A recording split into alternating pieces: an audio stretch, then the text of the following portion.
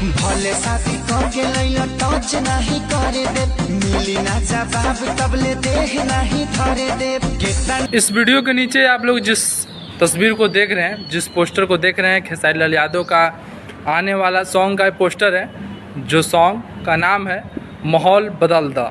माहौल बदल दा जो कल तारीख 8 तारीख को सुबह 6:30 बजे गाना रिलीज होगा, जिस गाने को लिखे हैं अखिलेश कश्यप।